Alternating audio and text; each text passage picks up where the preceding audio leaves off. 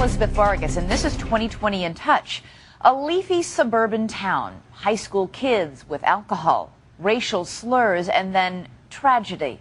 Coming up Friday, a story making headlines. It was just after 11:10 p.m. August 9th, 2006. Daniel Cicciaro and 4 of his friends pulled up outside the home of John White. According to the White family, this is what it looked like to them. Bright lights shining up their driveway and several angry young men shouting outside. I was paralyzed with fear. I never felt like that in my life before. It reminded me of a lynch mob. It's okay, John. That's how they acted, calling for my son.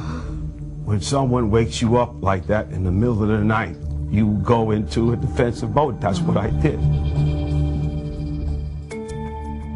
There would be many disagreements about what happened that night.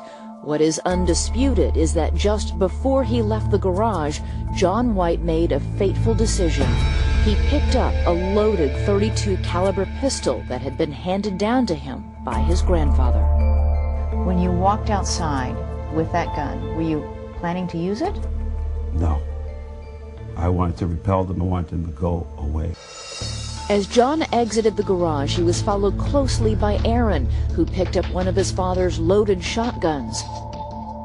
The two then walked down their driveway into what they say was a torrent of abuse. They were cursing, they were posturing. What do you mean by that, posturing? Like, John White says that you were going like this.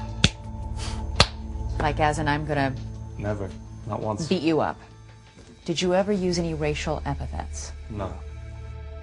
Dano's friends not only deny using racial slurs, they say their headlights faced away from the house. One of the few things everyone agrees upon is that the argument escalated quickly. And I told them, you're not taking my son, you're not touching my family, and I turned to go back in the house. And that's when it happened. What happened? He reached for my firearm. Dano did? Yes. He grabbed at it, and I pulled back, and it went off. Did you mean to shoot him? No. Never meant to shoot that young man.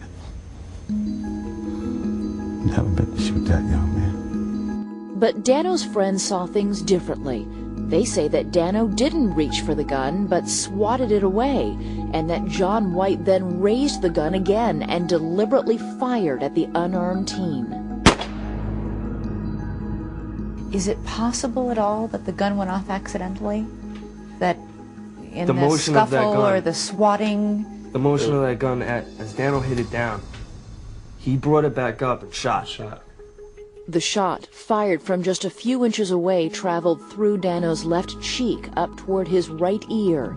He collapsed instantly. When he shot him and I picked him up, all of a sudden I felt warm just going down my whole body, and it was his blood coming down my neck.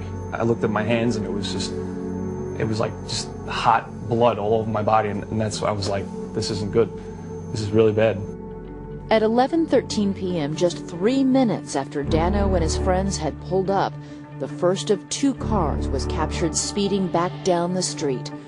Thomas Maloney followed a minute later in his Ford Cobra, carrying the wounded Dano. Hello? Several calls to 911 capture the panic as Maloney drove desperately toward John Mather Hospital, 4 miles away. It was chaos at that point. It was like I blew every stop sign, every traffic light. I made it from where we were to the hospital. I mean, it felt like in 2 seconds. Keep checking out our webcasts and previews of upcoming stories posted online at abcnews.com. I'm Elizabeth Vargas. For all of us at 2020, we're in touch, so you be in touch.